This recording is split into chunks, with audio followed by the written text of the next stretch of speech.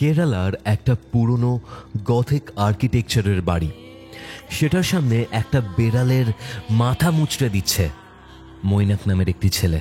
তার MBA ইন্টার্নশিপের সময় মৃত সেই বেড়ালটির মাথার রক্ত আঙুলে নিয়ে কালো অন্ধকার রাস্তায় একটা ডেমনিক পেন্টাগ্রাম আঁকছিল সে। এরকমই একটা সিচুয়েশনের মুখোমুখি হয়েছিলেন দেবদীপদা, যার সাথে আজকের আমাদের এই কল রেকর্ডিং। একটু অন্য স্বাদের, অন্য ধরনের এই ঘটনাটি।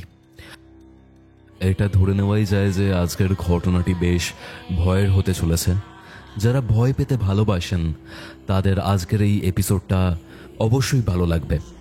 আপনারা কিউরিও ফাইটের আজকের এই ঘোষলি কল রেকর্ডিংটা কোথা থেকে শুনছেন সেটা কমেন্ট করে জানান।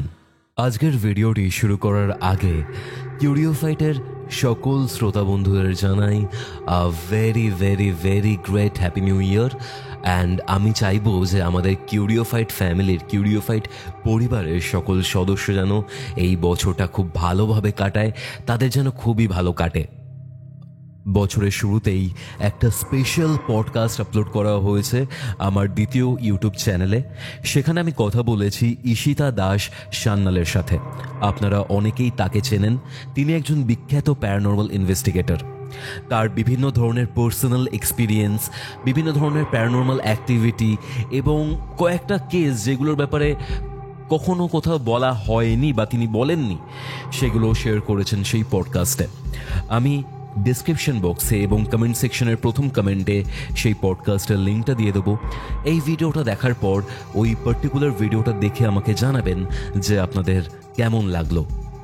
কিউরিও ফাইটের ঘোষলি কল রেকর্ডিংয়ের আজকের ঘটনাটি পছন্দ হলে এবং কিউরিও ফাইট চ্যানেলে নতুন হলে সাবস্ক্রাইব করে বেল নোটিফিকেশন অন করে নেবেন এবং এই ঘটনাটি, এই পডকাস্টটি আপনি শেয়ার করে দিন আপনার প্রত্যেকটি বন্ধু এবং নিজের পরিবারের মধ্যে, যাতে তারাও কিউরিও ফাইটের একটি সদস্য হয়ে ওঠেন।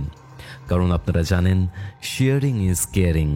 আপনার ঘটনা আমার সাথে শেয়ার করতে যোগাযোগ করতে পারেন আমার ইমেল আইডিতে curiofight@gmail.com এইখানে। এছাড়াও ইনস্টাগ্রামে আমাকে মেসেজ করতে পারেন। আমার প্রত্যেকটা আইডির লিঙ্ক আপনার ডেসক্রিপশন বক্সে এবং কমেন্ট সেকশনের পিন কমেন্টে পেয়ে যাচ্ছেন। তাহলে চলুন শুরু করছি কিউরিও ফাইটের ঘোষলি কল রেকর্ডিং সিরিজের মারাত্মক একটি হরর পডকাস্ট। ঘড়িতে বেলা 3টে, বৃহস্পতিবার। আপনারা শুনছেন কিউরিও ফাইটের ঘোষলি কল রেকর্ডিং সিরিজের মারাত্মক একটি হরর পডকাস্ট। সাথে রয়েছি আমি কৌস্তভ, আপনাদের আজকের হরর ডোজ নিয়ে। হ্যালো দেবদীপদা, কেমন আছো? হ্যাঁ, ভালো আছি কৌস্তভ। তুমি কেমন আছো বলো? ভালো আছি দাদা। Happy new year. হ্যাঁ, same to you, same to you.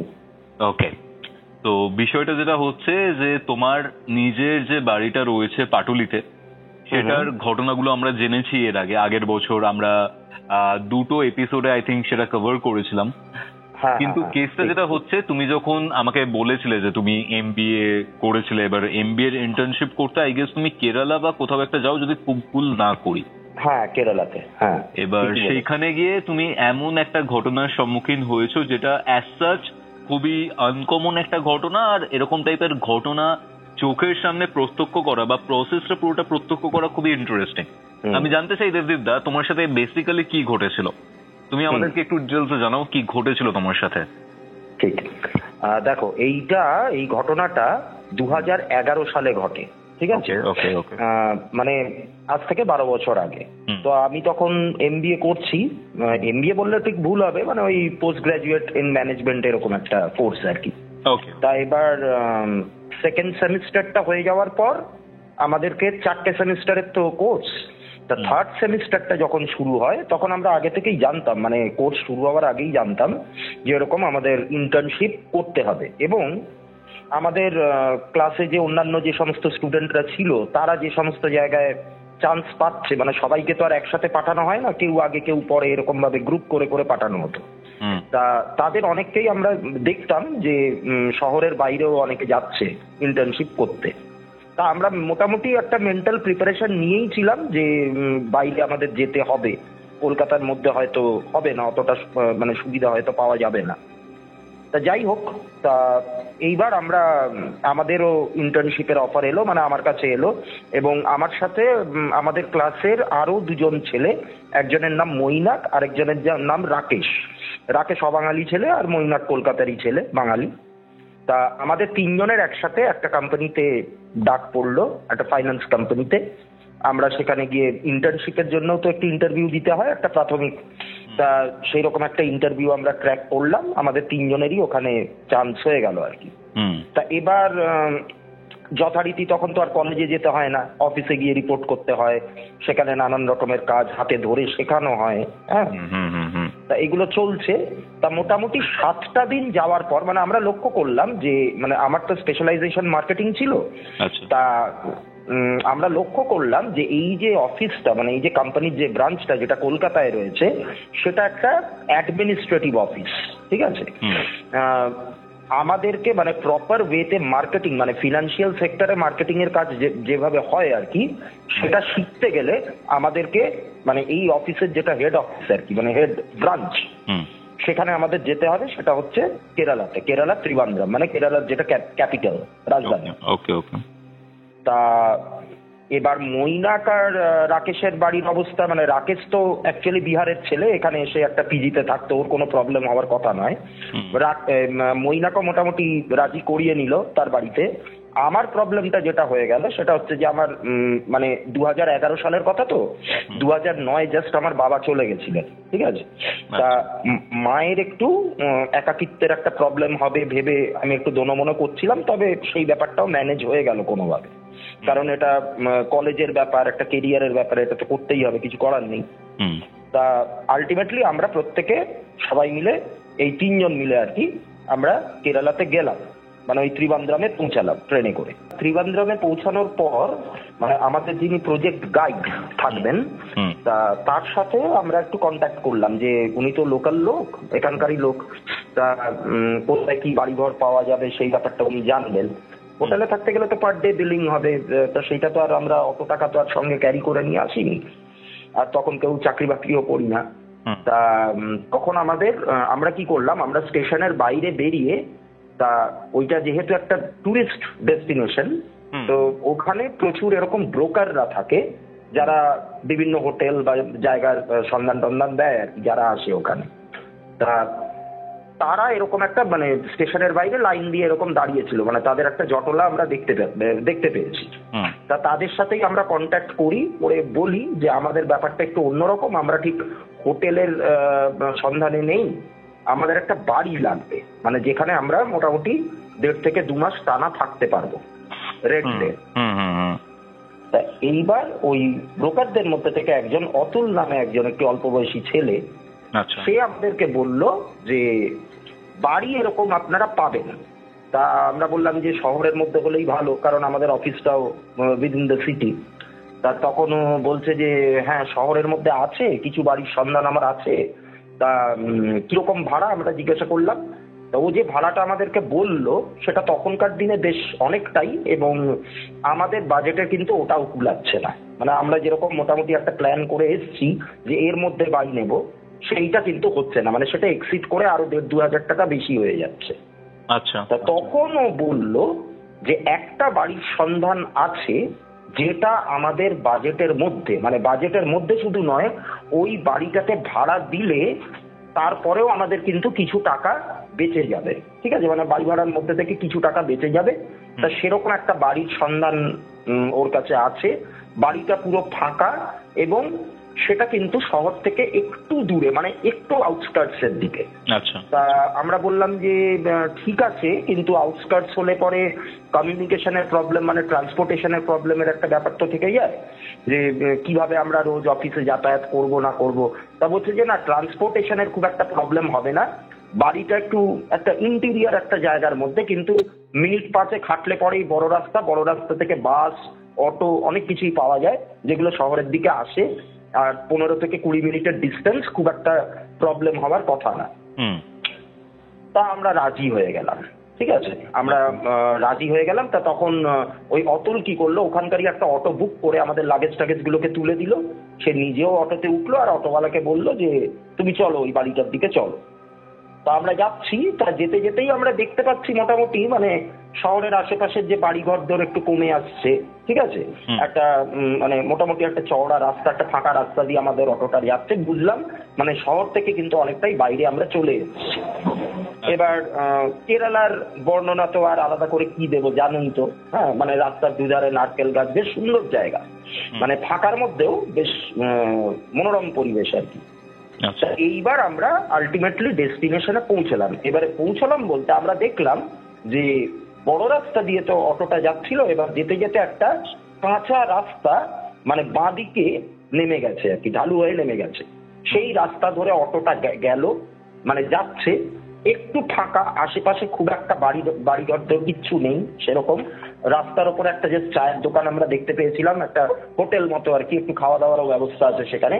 Otherwise আশেপাশের মধ্যে কিন্তু কোনো রকম বাড়িঘর আমরা দেখতে পাচ্ছি না। এইবার যেতে যেতে যেতে যেতে আলটিমেটলি দেখলাম একটা দোতলা বাড়ির সামনে এসে আমাদের অটোটা থামলো, ঠিক আছে। তা এবার দোতলা বাড়িটা বলতে কিরকম, মানে বেশ সুন্দর, মানে সাজানো গোছানো ছিমছাম একটা বাড়ি। আর ওই রকম একটা বাড়ি, মানে কেরালার বাড়ির প্যাটার্ন গুলো দেখবে, মানে ছাদগুলো মানে খুব একটা কিন্তু ইয়ে হয় না, মানে প্লেন হয় না, একটু স্লোপিং মতো হয়, একটু টালি টালি বসানো থাকে, ওই রকম প্যাটার্নের একটা বাড়ি। আচ্ছা, তা আমাদের দেখে মনে হলো যে এত সুন্দর বাড়ি এত কম ভাড়ায় কি করে দিচ্ছে, মানে এরকম একটা ডাউট আমাদের কিন্তু হয়েছিল। কিন্তু পরে বুঝেছিলাম কারণটা, যেটা নিয়ে আমার এই ঘটনাটা, প্রবলেমটা তো বাড়ির ছিল না, বাড়ির আশেপাশের একটা ব্যাপারে ছিল আর কি। আচ্ছা, বাড়িটার কোনো প্রবলেম ছিল না? না, এই ঘটনাটাতে এই বাড়িটার কিন্তু অ্যাজ সাচ কোনো সমস্যা নেই, সমস্যাটা ছিল অন্য একটা জায়গার, আমি সেটা বলছি তো। সেটাই আসল ঘটনা আর কি এখানে। তাই এবার আমরা তো বাড়িতে ঢুকলাম। এবার বাড়িটাতে ঢোকবার আগে যেরকম হয় আর কি, মানে আমরা তিনজন অল্প বয়সী একটু আশপাশটা এক্সপ্লোর করে দেখছি। বাড়ির সামনে দিয়ে যে গলিটা গেছে, সেই গলিটা একটুখানি গিয়ে একটা 3 মাথার একটা মোড়ের মতো রয়েছে আর কি, ঠিক আছে। আশেপাশে কিন্তু অন্য কোনো বাড়িঘর তো দেখতে পাচ্ছি না। একটা 3 মাথার মোড়, সেই 3 মাথার মোড়ের ধারে আরেকটা বাড়ি আমাদের নজরে পড়লো। এইবার এই যে বাড়িটা, এই বাড়িটা কিন্তু অদ্ভুত, অদ্ভুত ইন দ্য সেন্স স্ট্রাকচারটা হচ্ছে তোমার পুরো গথিক স্ট্রাকচার, মানে আগেকার দিনে যে ব্রিটিশ বাংলোগুলো যেরকম হতো, ঠিক আছে, ইংরেজরা যেরকম নিজেদের থাকবার জন্য যে বাড়িগুলো বানাতো, যেই প্যাটার্নে বানাতো ওই রকম টাইপের। জানলার কাজগুলো একটু ভাঙা ভাঙা মতো, ঠিক আছে। বাড়ির চারপাশটা হচ্ছে তোমার মানে আগাছার জঙ্গলে একদম পুরো ভর্তি, ধুলো আবর্জনা চারদিকে। কিন্তু সব থেকে যেটা মানে আমাদের নজর কাড়লো সেটা হচ্ছে মেন যে গেটটা, মানে বাড়িতে ঢোকার যে মেন গেটটা, সেই গেটটাতে একটা মানে খুবই পুরনো একটা তালা লাগানো। সেই তালার গায়ে একটুখানি কি বলবো, একটু মানে তেরছা ভাবে একটা লোহার ক্রস পোতা, মানে গাঁথা রয়েছে আর কি, শিকল দিয়ে বাঁধা। বুঝতে পারছো আমি কি বললাম? ক্রিশ্চিয়ানরা যে ক্রসটা ইউজ করে, হ্যাঁ, ক্রিশ্চিয়ানরা যেরকম ক্রস ইউজ করে, হোলি ক্রস, সেই রকম একটা মেটালিক ক্রস জংটং পড়ে গেছে। হ্যাঁ, তালার মধ্যে তেরছা করে, মানে তালার উপরে যে হুকটা আছে সেই হুকের ফাঁকটা দিয়ে ওইটাকে গাঁথা, আর তার চারপাশে একটা শিকল দিয়ে বাঁধা। আচ্ছা আচ্ছা। এবং এই মানে এইটা যে মানে এই যে ক্রসটা, যেটা মানে এটা তো কেউ না কেউ লাগিয়ে দিয়ে গেছে, এমনি এমনি তো আর এসে লাগেনি। এইটা যে লাগানো হয়েছে ওই তালাটার গায়ে, সেটা বেশ অনেক দিন আগেই লাগানো হয়েছে, সেটা আমরা বুঝতে পারলাম। কারণ ক্রসটাতে পুরো একদম জং পড়ে গেছে, একদম রাস্তে রাস্তে পুরো ভর্তি। তা আমরা তখন ওই অতুল বলে যে ছেলেটা, তাকে জিজ্ঞাসা করলাম, আছে মানে এই বাড়িটার কি ব্যাপার বলো তো। আর দেখবে আমাদের কলকাতাবাসীদের কিন্তু এই একটা বিরাট বড় গুণ আছে, কোথাও গেলে পরে এইরকম টাইপের জিনিস দেখলে পরে, স্পেশালি ইয়াং ছেলে মেয়ে যারা হয়, তাদের কিন্তু এই সমস্ত ব্যাপারে একটা ইনকুইজিটিভনেস তৈরি হয়, হবেই, এটা কিছু করার নেই। মানে এটা কিউরিওসিটি তৈরি তো অবশ্যই, একটা কিউরিওসিটি। এটা শুধু মানে আমি ভুল বলা হলো, এটা শুধু কলকাতা বলে নয়, যে কোনো জায়গার লোকই কোথাও নতুন গেলে পরে আশেপাশে যদি এরকম কোনো ইন্টারেস্টিং কিছু জিনিস দেখে, তাদের একটা কিউরিওসিটি এমনিই তৈরি হয়। তা এবার আমরা যখন জিজ্ঞাসা করলাম, তখন দেখি সে আর মানে ভেঙে বলতে চাইছে না অত। তা বলছে যে দেখো আমি একটা কথা বলি, এই অতুল বলছে আমাদেরকে, এই বাড়িটার আশেপাশে খুব একটা কিন্তু তোমরা ঘোরাফেরা করো না, আশেপাশে ঘুরবে তো নাই, আর ভেতরে ঢোকার কথাও কিন্তু ভাববে না, একদম ভাববে না। কিছু কেস আছে, কিছু একটা কেস, কিছু একটা ব্যাপার আছে যেটা ও ভেঙে তখন বলতে চাইলো না। কেন বলতে চাইলো না আমি জানি না, হয়তো আমরা ভয় টয় পাবো বলে, বা ওইটা শুনে হয়তো এই বাড়িটা আমরা ভাড়া নেব না, এরকম একটা ব্যাপার চলে আসছে। তা সেইটা ভেবে ও বললো যে আমি এখন সেইভাবে কিছু বলতে পারবো না, তোমরা যদি এখানে না ঢোকো বা এই বাড়িটাতে যদি কোনো রকম নাড়াচাড়া না করো তাহলে কোনো রকম তোমাদের বিপদের সম্ভাবনা নেই। তোমরা যে বাড়িটা ভাড়া নিয়েছো তার মধ্যে সমস্ত রকমের কমফর্ট তোমরা পেয়ে যাবে, নিজেদের মতো করে থাকো, এখানে কেউ তোমাদের বিরক্ত করতে আসবে না, ডিস্টার্ব করতে আসবে না, কাছে হোটেল আছে, খাওয়া দাওয়ার ব্যবস্থা আছে, ট্রান্সপোর্টেশন ঠিকঠাক আছে, নিজেদের মতো করে থাকো, কিন্তু এই বাড়িটার দিকে তোমরা কিন্তু ভুলেও নজর দিও না। ঠিক আছে, আপাতত মানে সেই মানে ফর দ্য টাইম বিং আমরা মেনে নিলাম ওর কথাটা। এবারে অতুল কিছু টাকা অ্যাডভান্স নিয়ে চলে গেল, আমরা ওই বাড়িটাতে থাকা শুরু করলাম আর কি, মানে যেই বাড়িটা আমরা ভাড়া নিয়েছি। মানে ওটার কি কোনো ওনার ছিল না? ওনারও থাকতেন না বাড়িতে? হ্যাঁ, ওনার তো অবশ্যই আছে। মানে কোন বাড়িটার কথা বলছে, অ্যাবান্ডন বাড়িটা নাকি যেখানে আমরা গেছিলেন? হ্যাঁ, যেখানে আমরা থাকছি সেই বাড়ির একজন রামমূর্তি নামে একজন ওনার ছিলেন, মিস্টার রামমূর্তি, কিন্তু তিনি ওইখানে থাকেন না, তিনি ওই বাড়িটা ভাড়া দেন। তিনি থাকেন তামিলনাড়ুতে, তিনি বোধহয় চেন্নাই বা কোথাও ওরকম কোয়েম্বাটোর ওরকম কোন একটা জায়গায় উনি থাকেন, কিন্তু ওই বাড়িটা ওনারই প্রপার্টি, ওটা ভাড়ার পারপাসে রেখে দিয়েছে, আর তার দেখভাল করে হচ্ছে অতুল, যেটুকু আমরা বুঝলাম। ওকে ওকে, তারপর কি হলো? হ্যাঁ, তা এবার আমরা তো অ্যাডভান্স দিলাম ওকে, দিয়ে এবারে বাড়িটাতে থাকা শুরু করে দিলাম। এইবার সেই দিন রাত্রিরে আর কি আমাদের মধ্যে এমনি নর্মাল একটা ডিসকাশন হচ্ছে যে ব্যাপারটা কি, এই বাড়িটা নিয়ে এরকম একটা নিষেধাজ্ঞা জারি করে দিল, বাড়িটা এরকম একটা অ্যাবান্ডন্ড, দেখতেও কেমন একটা অদ্ভুত, আর সত্যি মানে কি বলবো, মানে বেশ ক্রিপি দেখতে।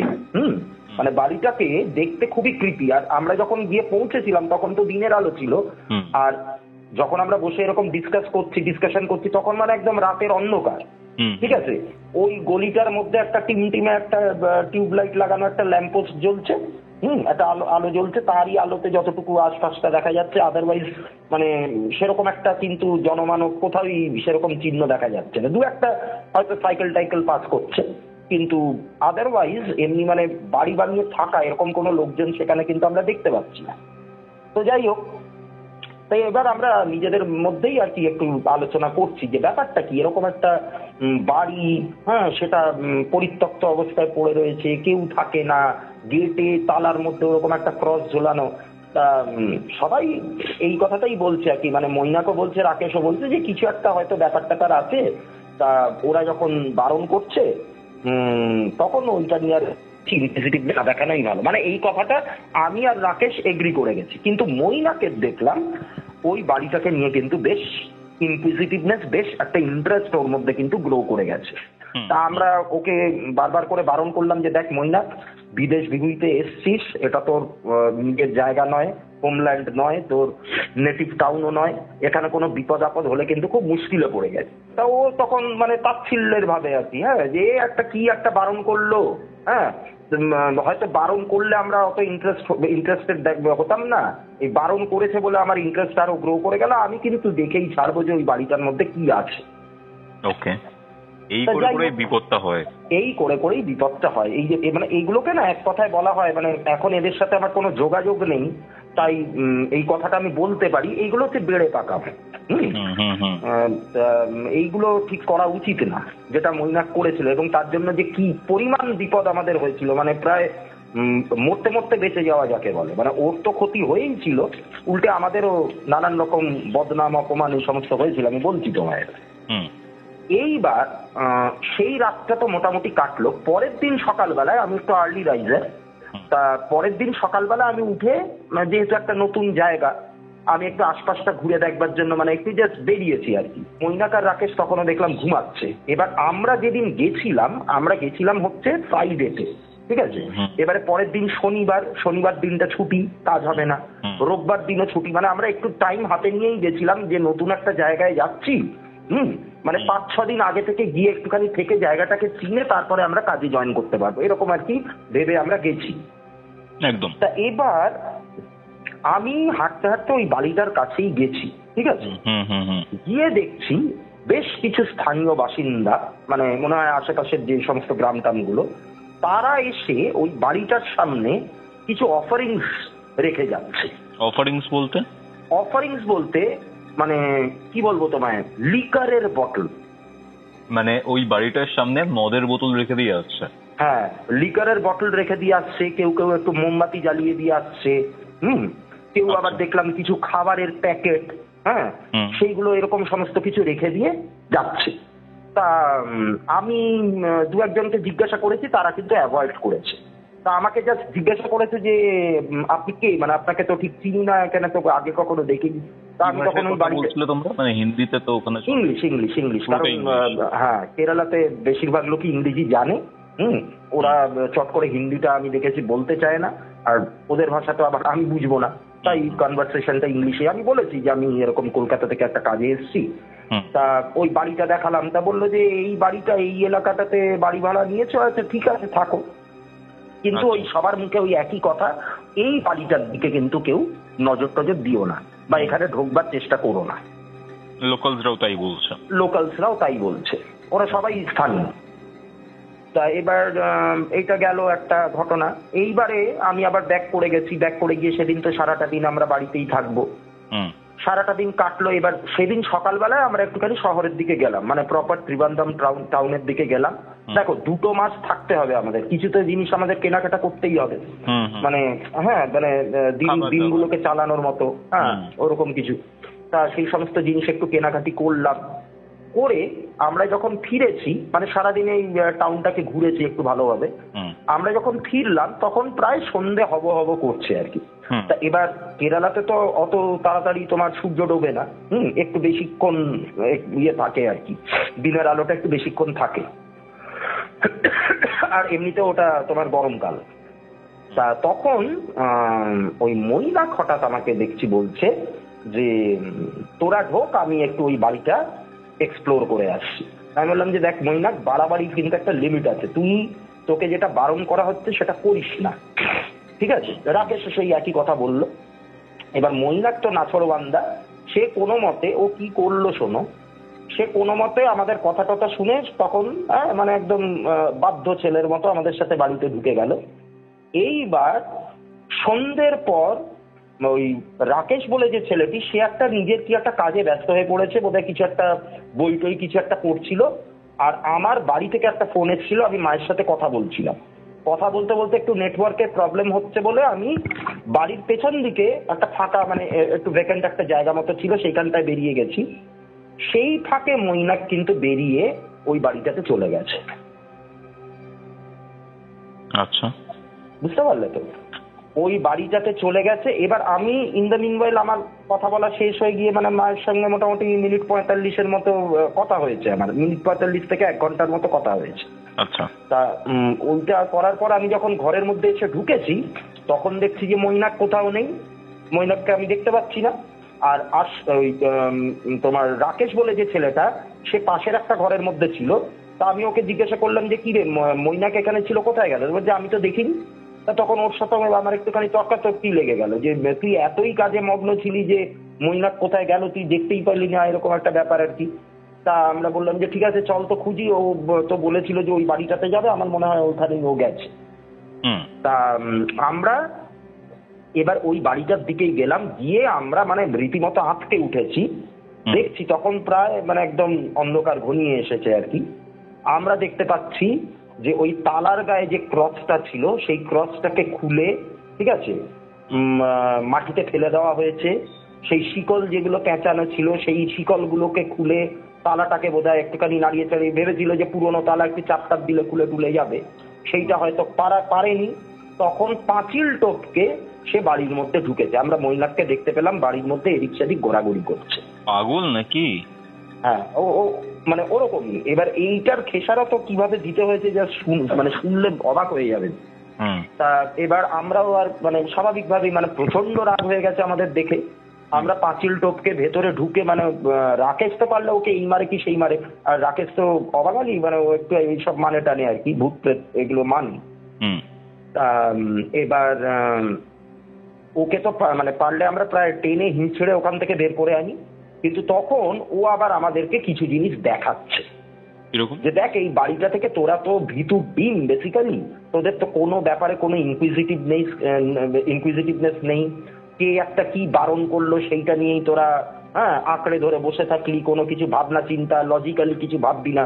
কিন্তু আমি এই বাড়িটাতে ঢুকে এমন কতগুলো জিনিস পেলাম যেগুলো দেখলে তোরাও ইন্টারেস্টেড হোক। তাই বললাম যে কি জিনিস পেয়েছিস? দেখাচ্ছে একটা মেটালিক একটা পাত্র। মেটালিক একটা পাত্র বলতে মানে জিনিসটাকে দেখতে কিন্তু অনেকটা তোমার ওই আগেকার দিনের যে স্টিলের জাগগুলো হতো না, যেগুলোতে জল রাখা হতো, জিনিসটাকে দেখতে কিন্তু অনেকটা ওরকম।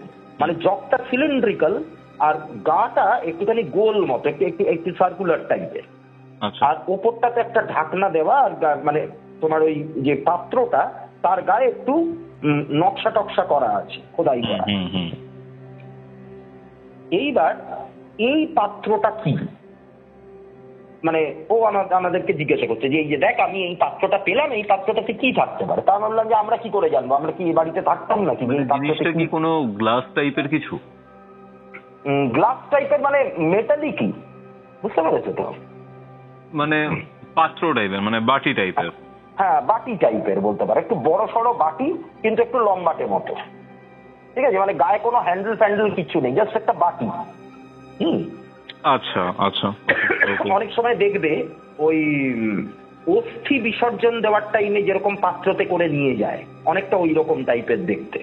ওই দেখবে হরিদ্বার টরিদ্বারে অস্থি ভাসাতে যায় না অনেকে, মারা যাওয়ার পর দাহ করবার পর তাদের যে ছাইটা, অস্থির যে ছাইটা, পোড়া ছাই, সেইগুলোকে জলে ভাসানোর জন্য অনেক সময় ওরকম একটু হাই ক্লাসের লোকেরা ওরকম টাইপের একটা পাত্র ব্যবহার করে, ওই টাইপের দেখতে আর কি জিনিসটা, কিন্তু মানে বডিটা পুরো মেটালিক। আচ্ছা। আর আমাদেরকে কিছু বই দেখালো, বই বললে তোমার ভুল হবে, মানে বই ঠিক না, একটু পুরোনো দিনের খাতা, পুরোনো আমলের খাতা, পাতাগুলো প্রায় ছিঁড়ে টিড়ে গেছে। মানে ওই আগেকার দিনের যেরকম তোমার ওই ফেরোর খাতাগুলো হতো না, ওই ব্যবসায়ীরা ইউজ করে হিসেব টিসেব লেখার জন্য, লাল খাতাগুলো, লাল খাতা, লাল কাপড়ে মোড়ানো খাতা। হ্যাঁ বুঝতে পেরেছি। হ্যাঁ, কিন্তু ওই রকম তোমার ওই ছোট ছোট না, একটু লম্বাটে মতো, ওই রকম টাইপের একটা খাতা, যার পাতাগুলো অত্যন্ত পুরনো, বিভিন্ন জায়গায় ছিঁড়ে ছিঁড়ে গেছে, কালো কালো হয়ে গেছে, এইরকম একটা খাতা ও পেয়েছে। সেই খাতার মধ্যে আমরা দেখছি যে অদ্ভুত অদ্ভুত ধরনের কি সব মানে জিওমেট্রিক টাইপ অফ কিছু শেপস আঁকা রয়েছে সেই খাতাটার মধ্যে। মানে কোনোটা একটু পেন্টাগ্রাম টাইপের। হ্যাঁ, তারপরে এবার তখন তো আমার এত এই সমস্ত বিষয় নিয়ে গবেষণা ছিল না, এখন আমি বুঝতে পারি যে শেপ গুলো কিসের ছিল। ওগুলো বেসিক্যালি ছিল ডেভিলস মার্ক। ডেভিলস মার্ক, হ্যাঁ ডেভিলস মার্ক দেখবে ওই প্যারানর্মাল এক্সপার্টরাই শেপটার সাথে খুব ভালোভাবে পরিচিত, যারা তোমার বিভিন্ন রকমের স্যাটানিক অকাল্ট প্র্যাকটিসেস এর সাথে যুক্ত, তাদের কাছে কিন্তু এই শেপটা খুব গুরুত্ব রাখে। আচ্ছা আচ্ছা। ওই একটা স্টারের মতো, স্টার চারদিকে একটা গোল করা, পেন্টাগ্রাম, তাই তো? পেন্টাগ্রাম, হ্যাঁ পেন্টাগ্রামের মতো, মানে একটা তারার মতো এন্ড একটা গোলের মধ্যে সেই তারাটা, হ্যাঁ তারাটা একটা গোলের মধ্যে থাকে, এরকম থেকে একটা চিহ্ন, আরো নানান রকম উদ্ভট উদ্ভট সমস্ত জিনিস ওই খাতাটার মধ্যে রয়েছে।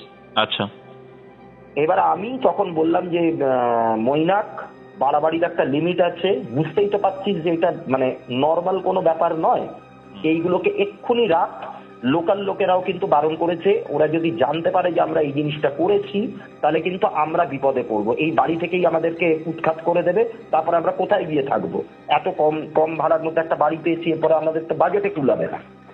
তো যাই হোক, আমরা বেরিয়েই আসছিলাম, মৈনাকও বললো যে ঠিক আছে, আমার যা দেখার দেখা হয়ে গেছে, ওরা ততক্ষণে মানে দেখে নিয়েছে বাড়িটার মধ্যে কি আছে, ইনকুইজিটিভনেস আর অতটা নেই। ও তখন বেরিয়ে আসছে।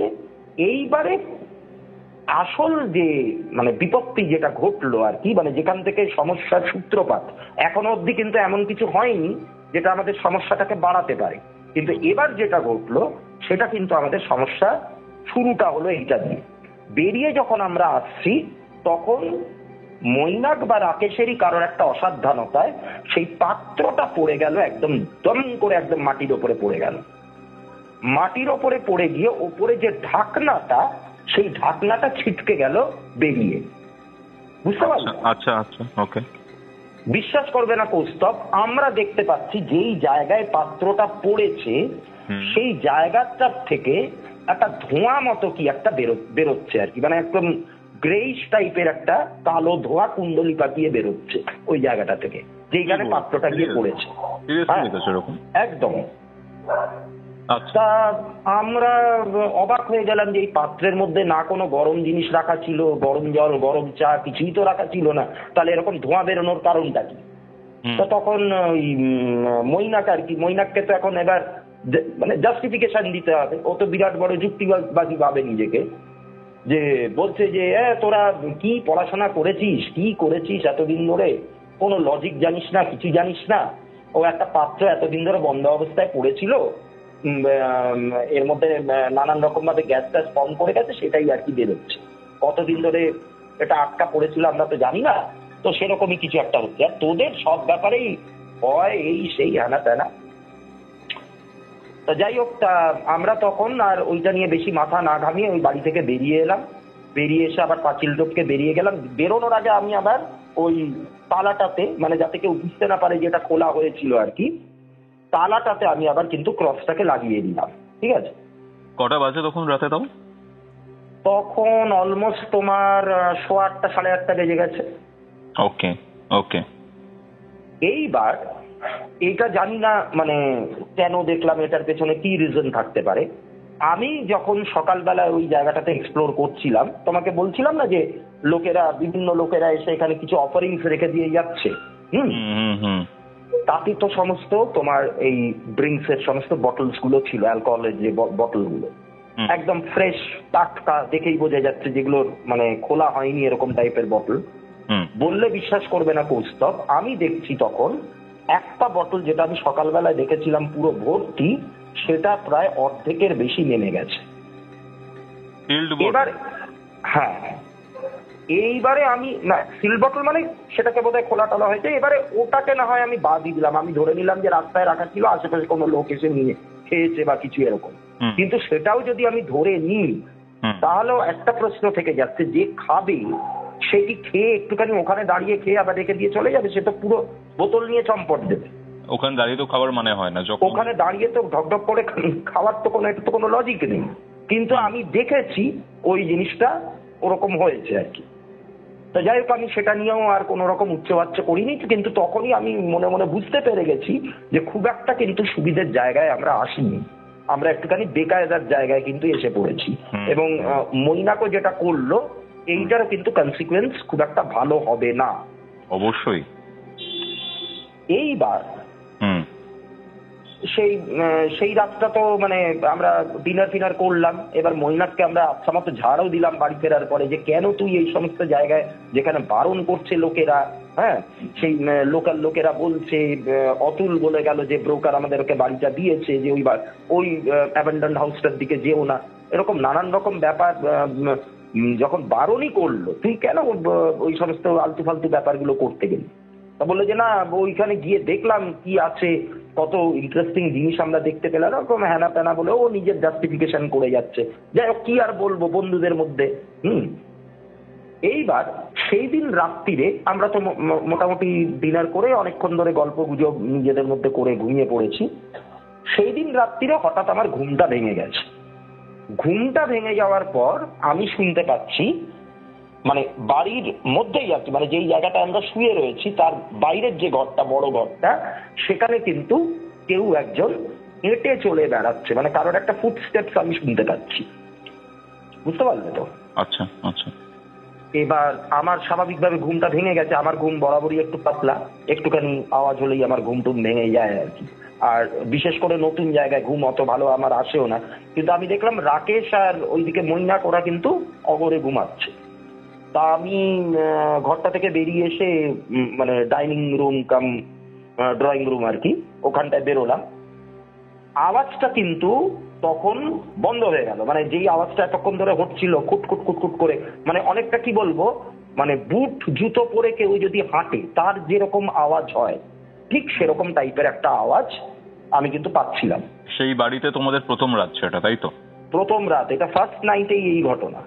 আচ্ছা আচ্ছা। বললে বিশ্বাস করবে না কৌস্তব, আমার লাইফে দেখা ওয়ান অফ দ্য মোস্ট ভয়ানক দৃশ্য বলতে পারো। আমি টেবিল থেকে একটু মানে জারটা নিতে গেছি, জলের জারটা বা বোতলটা নিতে গেছি, আমি দেখছি ঘরের একদম কর্নারে একটা ছায়া মূর্তি, মানে একটা শ্যাডোই একটা ফিগার। ফিগারটা সম্ভবত একজন মানে পুরুষ মানুষেরই আর কি, ঠিক আছে, এবং সে আমার দিকে তাকিয়ে রয়েছে, মানে একদম মানে for a fraction of second আর কি, just for a fraction of second আমি ওইটুকু দৃশ্য আমি কিন্তু দেখতে পেয়েছি। এবার স্বাভাবিকভাবে মানে তখনও তো আমি অতটা ডেপথে যাইনি ব্যাপারটা নিয়ে, আমি ভেবেছি হয়তো আমার কোনো মনের ভুল বা কিছু, যেটা ভাবে আর কি মানুষে, যে কোনো একটা হ্যালুসিনেশন হয়েছে। বিভিন্ন রকমের নেগেটিভ চিন্তা ভাবনা তো সন্ধ্যাবেলা থেকে হয়েই যাচ্ছে, তার জেরে হয়তো কিছু একটা আমি দেখেছি। আমি আবার চলে এলাম আমার ঘরে, ওরা তখনও শুয়ে আছে, আমিও শুয়ে পড়লাম। মিথ্যা বলবো না, সেই রাত্রিটুকু আর কিন্তু কোনো রকম প্রবলেম হয়নি। কিন্তু নেক্সট মর্নিং যখন আমরা উঠলাম তখন দেখছি মৈনাকের চোখ ফোক পুরো লাল হয়ে ফুলে রয়েছে। ওকে ওকে, এটা হচ্ছে সানডে মর্নিং এ হচ্ছে। আমরা ফ্রাইডেতে গেছি, ফ্রাইডে নাইটে কিছু হয়নি, স্যাটারডে নাইটে এই ঘটনাটা হলো।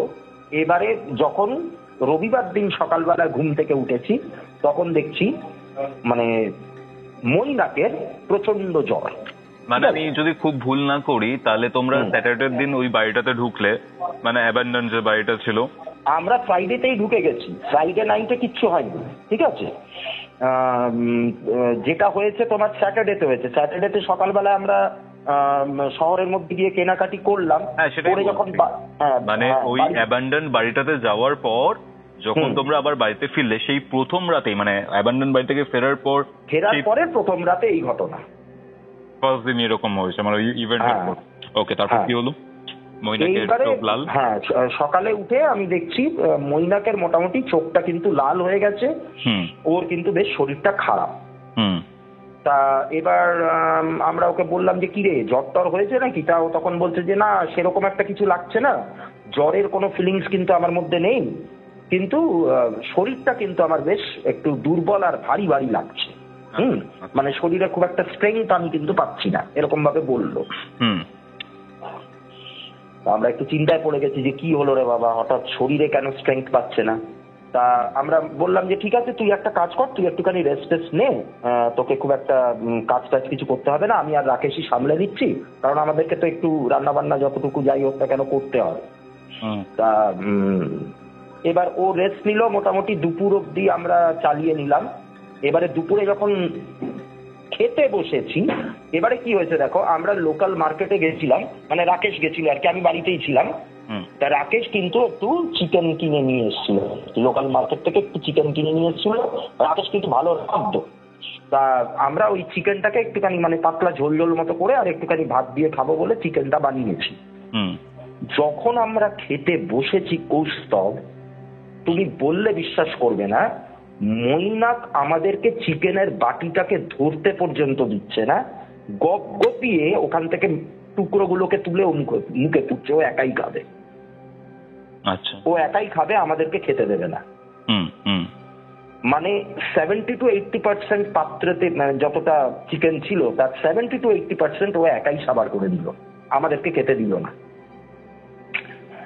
এইবার যখন এটা হয়ে গেল, লাঞ্চ হয়ে গেল, তা আমরা ভাবলাম যে হয়তো খিদে টিদে পেয়েছে, ঠিক আছে, আমরা তখনও কিছু বলিনি, কিন্তু ওর ব্যবহারের মধ্যে একটা চেঞ্জ কিন্তু আমরা লক্ষ্য করছি। এবারে যখন খাওয়া দাওয়া কমপ্লিট হয়ে গেছে, দুপুরবেলা একটু রেস্ট নিতে না নিতেই মৈনাক হঠাৎ বলল যে আমি অ্যালকোহল কনজিউম করব, আমাকে কিন্তু তোরা একটু অ্যালকোহলের ব্যবস্থা করে দে। আমি অবাক হয়ে গেলাম একটা কারণে, আমি বলি দেখো এটা যে কেউ মনে করতে পারে যে বাড়ি থেকে অনেকটা দূরে এসছে, ব্যাচেলার ছেলে, পড়াশোনা করছে, স্টুডেন্ট, বাড়ির শাসনের মধ্যে নেই, ও হয়তো এখানে এসে একটু চাইতেই পারে। কিন্তু ব্যাপারটা অদ্ভুত এই কারণে, আমরা যেটা জানি যে মৈনাক কিন্তু অ্যালকোহল কনজিউম করে না, এটা ওর হ্যাবিটের মধ্যে নেই। অ্যালকোহল কেন, ওর কোন রকম নেশা টেশাই ও করে না, কারণ একটা কারণ আছে এটার পেছনে। অনেক অল্প বয়সে ওর বাবাকে হারায় আর কি, এবং ওর বাবা এই ড্রিঙ্ক করার জন্য সিরোসিস অফ লিভারেই কিন্তু মারা গেছিলেন, লিভার ক্যান্সার হয়েছিল, মারা গেছিলেন। তা এই কারণে ও কিন্তু এই অ্যালকোহল জিনিসটাকে রীতিমতো হেট করে। ঠিক আছে, রীতিমতো হেট করে। তো তাই জন্য এইটা কিন্তু আমাদের কাছে বেশ অবাক লাগলো যে মৈনাক হঠাৎ অ্যালকোহল কেন কনজিউম করতে চাইছে। মানে বাড়ি থেকে দূরে এসে কি তাহলে ওর ভিনগতি ধরলো যে মানে এখানে এসে ও নেশাপান করবে? কিন্তু এক রাতের মধ্যে তো কারো চরিত্র স্বভাবে কোনো পরিবর্তন আসার কথা নয়। তো যাই হোক, তা আমরা বললাম যে সে কি অ্যালকোহল কনজিউম করবি মানে এখানে তোকে আমরা কোত্থেকে অ্যালকোহল দেবো? কিন্তু সে কিছুতেই মানতে চাইছি না, মানে সে আমাদের ওপরে প্রায় চড়াও হয় আর কি, এই মারে কি সেই মারে, আমি কিচ্ছু জানি না, আমার এক্ষুনি লাগবে। এইবার ও যখন এই যে কথাগুলো বলছে, এই বাংলাতে বলছে তো, কিন্তু বাংলার মধ্যে ওর একটা অদ্ভুত ধরনের একটা জড়তা প্রকাশ পাচ্ছে, মানে বাংলা কথাটা বলতে ওর একটু অসুবিধা হচ্ছে এরকম মনে হচ্ছে। বিশ্বাস করবে না কৌস্তব, ধীরে ধীরে ও যে কনভারসেশনটা আমাদের সাথে শুরু করলো, সেই কনভারসেশনটা ফুল ইংলিশে বলে গেল, এবং ইংলিশের মধ্যে একটা সাহেবি অ্যাকসেন্ট, মানে একদম ওল্ড ব্রিটিশ অ্যাকসেন্ট যেরকম হতো আগেকার দিনে, ওই রকম টাইপের একটা অ্যাকসেন্ট কিন্তু ওর কথাবার্তার মধ্যে প্রকাশ পেল। বুঝতে পারছো আমি কি বলছি? এবারে আমরা তো খুবই অবাক হয়ে যাচ্ছি যে কি হলো হঠাৎ করে। তা যাই হোক, আমরা সেই দিন সন্ধ্যাবেলায় ওকে নিয়েই আর কি বেরোলাম। ও মানে যেইভাবে আমাদের মাথা খাচ্ছে ওকে কিছু একটা জোগাড় করে দেবো আর কি। তা বেরিয়ে আমরা আবার একটু শহরের দিকে গেলাম। সেখানে গিয়ে একটা অদ্ভুত ঘটনা ঘটালো। একটা ডিপার্টমেন্টাল স্টোর, ঠিক আছে, ডিপার্টমেন্টাল স্টোরের একটা সেকশনে অ্যালকোহলের সেকশন, মানে ওই যেরকম স্পেন্সার্সে হয় যেরকম অ্যালকোহল থাকে, তো ওই রকম একটা সেকশন হচ্ছে পুরো অ্যালকোহলের। তো ওইখানে গিয়ে দেখি মানে ওই তোমার মৈনাক ও আগেই ওখানে চলে গেছে। আমরা গেছিলাম কিছু টুকটাক জিনিস কিনবো বলে, তো ও ওখানেই প্রথমে গিয়ে ওই অ্যালকোহলের সেকশনটাতে গিয়ে বেশ ভালো করে দেখছি, চারপাশ দেখছে। তা আমরা ওকে জিজ্ঞাসা করছি যে কি রে মৈনাক, তুই কি খুঁজে কি খুঁজছিস তুই? তা ও আমাদের প্রশ্নের কোনো জবাব দিচ্ছে না। ওই স্টোরেরই একজন কর্মচারী আর কি, যিনি ওই ওখানে রয়েছেন আর কি, তাকে ডেকে পুরো একদম ব্রিটিশ অ্যাকসেন্ট, একদম সাহেবি অ্যাকসেন্টে জিজ্ঞাসা করলো একটা অ্যালকোহলের নাম। এই নাম আমরা কেউ কোশ্চিনকালেও শুনি, ঠিক আছে? আচ্ছা। তা তখন ওই ভদ্রলোক একটু বয়স্ক, মানে যিনি আর কি ছিলেন স্টোরটাতে একটু বয়স্ক, তিনি বলছেন যে ওনার হয়তো একটুখানি নলেজ আছে এই সমস্ত ব্যাপারে। তিনি বলছেন যে এই অ্যালকোহলের সাপ্লাইটা এখন আমাদের এখানে হয় না, এটা অনেক দিন আগে একটা ব্রিটিশ ব্র্যান্ড ছিল যেটা ইংল্যান্ড থেকে এখানে আসতো। এখন এই কোম্পানিও উঠে গেছে, এই ব্র্যান্ডও আর পাওয়া যায় না, এটার কোনো সাপ্লাই ইন্ডিয়াতে আর নেই। ইন্ডিয়াতে কেন, এখন ইংল্যান্ডে গেলেও এই ড্রিঙ্কস আপনারা পাবেন না। ভেবে দেখো অবস্থা। প্রশ্নটা হলো তাহলে এই ব্র্যান্ডটার নাম ওই জানলো কি করে, মৈনাক তাহলে জানলো কি করে? বুঝতেই পারা যাচ্ছে কি হয়েছে। বুঝতে পেরেছে তো কি হচ্ছে, তার মানে ব্যাপারটা কোন দিকে যাচ্ছে। তা এবার এই কথাটা শুনে ও ফিউরিয়াস হয়ে গেল, ঠিক আছে, মৈনাক। এই নেটিভ ডগ হেনা তেনা এই সমস্ত বলে মানে সেই লোকটাকে এই মারে কি সেই মারে অবস্থা। মানে আগেকার দিনে ইংরেজরা যেরকম করতো ভারতীয়দের ওপর। তা আমরা অনেক কষ্টে বিদেশ বিভুই, এরপরে তো মারামারি করলে তো এরপরে জেল হাজত হয়ে যেতে পারে। আমরা অনেক কষ্টে ওকে সামলে টামলে যে কোনো একটা সামান্য দাম দিয়ে একটা বিস্কিট একটা বোতল আমরা কিনে ওর হাতে ধরিয়ে দিলাম। ওকে মোটামুটি শান্ত করে বাড়িতে আমরা আবার ফিরলাম। ফেরার সাথে সাথেই আমি আর রাকেশ কি করছি সেটা ওর দেখার কোনো হুঁশ নেই, কিছু নেই। ও কিন্তু প্লেন অ্যান্ড সিম্পল ওই অ্যালকোহল নিয়ে বসে পড়লো কনজিউম করতে। আচ্ছা, বললে বিশ্বাস করবে না, 2 থেকে 2.5 ঘন্টার মধ্যে মোটামুটি একটা মাঝারি সাইজের বোতল, সবাই জানে মোটামুটি তাতে কতটা অ্যালকোহল থাকে, পুরোটা ও নিজে হাতে শেষ করলো। নিজে হাতে ও পুরো শেষ করলো, নিজেই খেলো, কাউকে দিল না, কারোর সাথে শেয়ারও করলো না, একাই খেলো। বুঝতে পারছো? ওকে। রাত্রিতে কোনো মতে বলো, এর আগে না, ও কোনোদিনই খায়নি, কোনোদিনই খায়নি। ওর এই মানে এই স্বভাবটাই ওর ছিল না। ওই যে কারণটা বললাম, ওর মানে বাবার ওরকম ওই কষ্টটাও নিজে চোখে দেখেছে। ও তখন 7 বা 8 হয়তো পড়তো। ওই কষ্টটা মানে একটা সিরোসিস অফ লিভার, মানে অ্যালকোহল থেকে সিরোসিস অফ লিভার হলে কি হয়, মুখ টুক দিয়ে লোকের রক্ত উঠে যায়। তো সেই কষ্টটা দেখে ওর ওই ছোটবেলায় যে ভয়টা একবার ঢোকে, জানবে বড় হলেও কিন্তু সেই ভয়টা কাটে না। তো এটা তো একদিক দিয়ে ভালোই একটা ভয় যে আমি কোনোদিন অ্যালকোহল কনজিউম করব না। তো সেই রকম একটা ছেলে এখানে এসে বলছে যে আমি অ্যালকোহল খাবো, এবং এমন একটা ব্র্যান্ডের নাম বললো যেটা অনেক আজ থেকে 60-70 বছর আগে, মানে তখনকার দিনে আর কি পাওয়া যেত, কিন্তু এখন এইটার কোনো সাপ্লাই ইন্ডিয়াতে নেই। আচ্ছা, তারপর কি হলো? অ্যালকোহল কনজিউম এবার হ্যাঁ, বাড়িতে ফিরে তো আমরা বুঝতেই পারছি যে ওর মানে নেচারটা পুরো একদম 360 ডিগ্রি ঘুরে যাচ্ছে। এইবার সেই দিন রাতে আমরা তাও চেষ্টা করেছিলাম যে একটু সজাগ থেকে, এবার কতক্ষণ আর না ঘুমিয়ে পারা যায়, সেই দিন রাত্রিরে আমরা চেষ্টা করেছিলাম ওর উপর একটুখানি নজর টজর রাখবো, কিন্তু সেটা আমরা আর করতে পারিনি আর কি। মানে একটা টাইম হয়েছিল যখন আমাদের মানে আমার আর রাকেশ দুজনেরই কিন্তু দু চোখ একটু বুঝে এসেছিল। এইবার আমরা এইদিকে আবার আরেকটা টেনশনও কাজ করছে, ওর জ্বরটা কিন্তু ছাড়েনি, ঠিক আছে, ওর গা কিন্তু ইতিমধ্যে গরম হয়ে উঠেছে মইনাকে। এবং আমার আরেকটা টেনশন হচ্ছে, দেখো এইগুলো তো ঘটছে রবিবার দিন রাত্রিরে, আমাদের কিন্তু মোটামুটি বুধবার থেকে বুধ আর বৃহস্পতি থেকে আমাদের কিন্তু জয়নিং। এবারে তার মধ্যে ওকে যদি নর্মাল পরিস্থিতিতে না আনা যায়, এবার আমাদের ইন্টার্নশিপের দিনগুলো যদি মিস হয়ে যায় তাহলে তো একটা লাল কালির দাগ পড়ে যাওয়ার মতো হয়ে যাবে। তা সেই টেনশনটাও কিন্তু আমাদের মধ্যে একটা কাজ করছিল। যাই হোক, হ্যাঁ মানে একটা এরিয়ারের ব্যাপার না আফটার অল। এবার কতটা আর ইনহিউম্যান হওয়া যায়, মানে ওকে মৃত্যুর দিকে ঠেলে তো আবার আমরা বেরিয়ে যেতে পারি না, কারণ ওর যা অবস্থা হয়েছিল, ওর প্রতি প্রপার কেয়ার না নিলে বা ঠিকঠাক টাইমে মেজার্স গুলো না নিলে ও কিন্তু মারাই যেত। মানে মৈনাক মারা যেত, মৈনাককে বাঁচানো যেত না।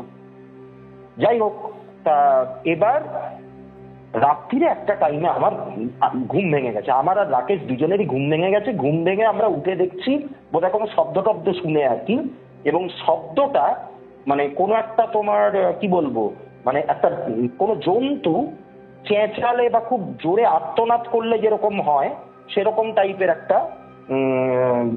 আওয়াজ, বেড়াল টেড়াল জাতীয় কিছু একটা হবে। তা আমরা ধর্মড়িয়ে উঠেছি ওই আওয়াজটাকে, দেখছি মৈনাক কিন্তু আমাদের পাশে নেই, খাটের ওপর নেই। কৌস্তব বললে বিশ্বাস করবে না, জানি না এটা মানে লোকেরা কিভাবে নেবে, কিন্তু আমি নিজে চোখে যেটা দেখেছি সেটাই আমি তোমায় বলছি। কতখানি ইনহিউম্যান হতে পারে একজন মানুষ। বাড়ির মধ্যে কোথাও আমি ওকে দেখতে পেলাম না মৈনাককে। বাড়ি থেকে বেরিয়ে সামনের যে গলির যে রাস্তাটা, মানে আমাদের বাড়ির সামনে একটুখানি ফাঁকা জায়গা, তারপরে গেটটা থেকে বেরোলে পরেই একটা গলি মতো, সেই গলিটার সামনে একটা বিড়ালকে ও মানে রীতিমতো মাথাটাকে মুচকে ভেঙে দিয়েছে। কি বলছো? সিরিয়াসলি মুচকে ভেঙে দিয়েছে, গল গল করে রক্ত, এবং সেই রক্তটা দিয়ে ও ওই যে খাতার মধ্যে আমরা যে শেপটা দেখেছিলাম সেই শেপটাকে আঁকছে রাস্তার ওপর। ভাবো কতখানি কৃপি হতে পারে ব্যাপারটা। এই দৃশ্য আমরা চোখের সামনে দাঁড়িয়ে দেখছি, আশেপাশে ঘুটঘুটে অন্ধকার, কোথাও কোনো বাড়িঘর নেই, আমরা হতভম্বের মতো এই সমস্ত দৃশ্য দেখে যাচ্ছি। এটা দেখবার পর আর আমরা নিজেদেরকে সামলাতে পারিনি, মানে আমরা এক প্রকার মৈনাকের উপরে ঝাঁপিয়ে পড়েছি, ওকে মানে চট থাপ্পড় মারছি রীতিমতো, যে ওর মানে ঘোর যেটা একটা ঘোরের মধ্যে রয়েছে সেই ঘোরটাকে কাটানো, মানে কোনোভাবে যদি ওকে মানে ইয়ে করা যায়, কিছুতেই কিছু হচ্ছে না। চিৎকার করে করে করে করে আলটিমেটলি ওর শরীরটা দেখলাম একটা টাইমে গিয়ে নিস্তেজ হয়ে পড়লো, বুঝতে পেরেছো তো? এবারে ওকে তুলে নিয়ে আমরা ঘরের মধ্যে এনে শোয়ালাম বিছানার ওপর। বেড়ালটাকে আর কি করব, ওই অবস্থাতেই আমরা দুজনে মিলে হ্যাঁ তুলে পাশের জঙ্গলটাতে একটুখানি ফেলে টেলে দিলাম, কিছু তো আর করার নেই। আর যেখানে ওই রক্ত গুলো পড়েছিল আর কি, সেই জায়গাগুলো রাকেশ বললো যে আমরা সকালে পরিষ্কার করব। তা আমি বললাম যে না, সকাল অব্দি ওয়েট করা যাবে না, সকাল হলে আশপাশ দিয়ে যখন লোকজন যাতায়াত করা শুরু করবে, ওরা ইয়েটা দিয়ে ব্লাড স্টেইন গুলো দেখলে একটা সন্দেহ করতে পারে, তা আমরা এখনই ধুয়ে দিই বলে আমরা ধুয়ে দিলাম। এইবার সেই রাত্রিরে মানে আর রাত্রির বলতে কি, তখন আর 2 থেকে 2.5 ঘন্টা হয়তো বাকি ছিল সকাল হতে, আমাদেরও আর ঠিক মতো ঘুম হলো না। আমি তো ঘন ঘন সিগারেট খেয়ে যাচ্ছি, টেনশন হলে আমি যেটা করি আর কি। তা যাই হোক, তা এইভাবে কোনো মতে সকাল হলো। সকাল যখন হয়েছে মানে আমরা বুঝতেও পারিনি রাতের অন্ধকারে, আমরা দেখতে পাচ্ছি মৈনাকের বিভিন্ন জায়গায়, শরীরের বিভিন্ন জায়গায় মানে স্ক্র্যাচ মার্কস, ঠিক আছে, মানে আঁচড়ের দাগ, হ্যাঁ, লাল লাল লাল লাল মতো আঁচড়ের দাগ। সেটা মুখে আছে খানিকটা, কনুইয়ের কাছে আছে খানিকটা, কবজির ওপরে খানিকটা রয়েছে, পায়ে রয়েছে, মানে সে অজস্র অজস্র। আর কিরকম মানে কি বলবো তোমাকে, ওই যে শঙ্কর মাছের যে চাবুকগুলো হয় না, সেই চাবুক দিয়ে সপাটে যদি কারোর গায়ে তুমি মারো, তার গায়ে যেরকম দাগ হয়ে যাবে ওরকমও কিছু দাগ কিন্তু আমরা দেখতে পেয়েছি। বুঝতে পারছো তো? এইটা তো গেল। এইবার সোমবার দিন সকালে, মানে রোববার রাতটা তো এইভাবে কাটলো, সোমবার দিন সকালে ওই অতুল বলে যে ছেলেটা, ও এলো আমাদের সাথে একটুখানি দেখা করতে। এইবার আমরা তখন আর কি করব, আমরা মানে একদম সারেন্ডার করে দিলাম ওর কাছে যে দেখো অতুল, এই আমাদের বন্ধু এরকম একটা ভুল করে ফেলেছে। ওরে আমি বললাম যে কি হয়েছে আর কি, মানে ওর সাথে কিরকম কি ঘটেছে এগুলো বললাম।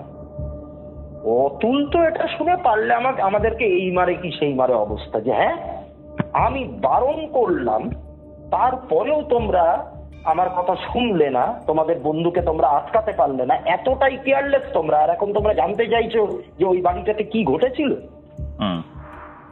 স্বাভাবিক, ওর রাগ হওয়াটাও স্বাভাবিক। তা তখন আমাদেরকে, তাও আমরা অনেক জোড়াজুড়ি করলাম, রিকোয়েস্ট করলাম যে দেখো একটা ভুল হয়ে গেছে, ভুল আমরা করে ফেলেছি, আমাদেরই গাফিলতিতে হয়েছে, একটু যদি আমাদের সাথে কোঅপারেট করো। তা তখন ওই অতুল বলছে যে দেখো এই যে বাড়িটা, এই বাড়িটা কলিন্স নামে একজন সাহেবের বাংলো ছিল, ঠিক আছে, ইংরেজ সাহেব, তিনি সস্ত্রীক ওই বাড়িতে থাকতেন আর কি, তার নিজের ওয়াইফকে নিয়ে থাকতেন।